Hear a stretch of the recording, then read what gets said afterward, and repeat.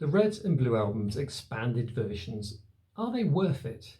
Well, before we answer that question, let's go back and look at the genesis of the original Red and Blue albums. Very much a rush job at the time, and it was prompted by the release of a pirate album called Alpha Omega. Alpha Omega took 60 Beatles tracks, including contemporary solo Beatles tracks, from including Uncle Albert and Bangladesh, and arranged them all almost in alphabetical order.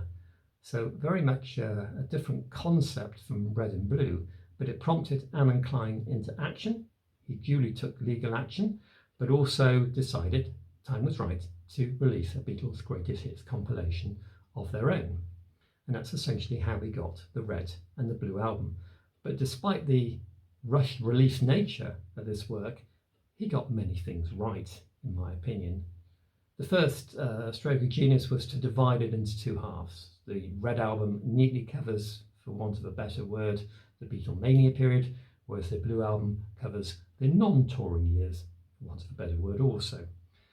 Also, the decision to include only original Beatles compositions was, in my opinion, a stroke of genius. The Red album features only compositions by Lennon and McCartney, whilst on the Blue album we also have George adding his contributions and one track from Ringo, the Octopus's Garden track from Abbey Road. The other thing that he got entirely right was the packaging. He's taken the Angus MacBean photograph from Please Please Me from the first album and combined it with the cover shot in exactly the same location, EMI House in Manchester Square, in 1969, with very different looking Beatles. Obviously that's reversed on the Blue album. You got that photo on the front. But also, I particularly think that the gatefold works well. It's a shot from the Mad Day Out in July '68, St Pancras. And the other thing, which I particularly liked, was the fact that all the songs had the lyrics on the inner sleeve. And this was a thing that the Beatles pioneered on Sgt. Pepper's, but later albums didn't always include the lyrics, and certainly the earlier albums didn't. So this was the first time you could actually read the lyrics for all of those albums in the first place.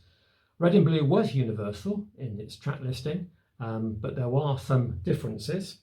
For example, the American copy on Capitol has got very different stampers, mixes. It's got the James Bond version of Help, which the American market was most familiar with. And in some other territories, there was one change. I think in Spain, they got rid of the Ballad of John and Yoko because the record was banned there because of references to Christ, and it was replaced with One After 909. And Red and Blue was released on a variety of different vinyl options, red and blue as well as black. So it really did a fantastic job at the time of rekindling interest in the Beatles. It reached the higher echelons of the charts in the UK and the US and did a fantastic job with maintaining legacy. We then had to wait until 1993 for it to be released on CD, and then we had to wait until 2010 before it was remastered. And of course, after that we had the One compilation, which you can, well, the less said about that the better. So we come bang up to date now, and the expanded version released in 2023. And this is essentially housekeeping. There are many tracks on this album which are remixed for the first time. In fact, 36 new mixes, most of them on the Red album. And this really tidies up George Martin's original mixes, which for the early albums separated the vocals and the instruments on different channels. And this is very much more contemporary the way they've done it now, so that you have very much more centered soundscape. And this is made possible by AI and the demix technology, which hitherto was not available. So how has the expanded versions been repackaged? Well, firstly, with the Red and the Blue album, it comes in 6 discs now instead of 4. So the first 4 discs consist of the original track listing. The extra disc includes the bonus tracks. And if we look at the CDs, it's been done entirely differently. They've dispensed with the track listing of Red and Blue, and they've gone with a strictly chronological order. All in all, there's 21 new tracks, 12 on the Red, 9 on the Blue, and it all comes packaged up with an essay from John Harris. You might recall his name from the Get Back project because he edited that book. He's also written books on Dark Side of the Moon by Pink Floyd, and a very well-respected journalist. He's written for everyone from the NME to Melody Maker over the years. So what do we get on this album? Well, we get a lot more George. In fact, 4 George tracks that didn't previously appear on the first albums. If I Needed Someone, Taxman, Within You Without You, and I'm Me Mine. Also, extremely positively, we get a song that was previously a B-side in the UK, This Boy, which contains the most exquisite 3-part harmonies from the boys. It also includes Hey Bulldog, a song over recent years which has just grown and grown in the affection to Beatles fans and was a little bit lost on Yellow Submarine.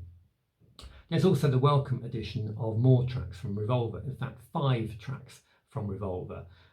Previously there was only Eleanor Rigby and Yellow Submarine appearing on the original Red album. We also get 3 tracks lifted from the White album.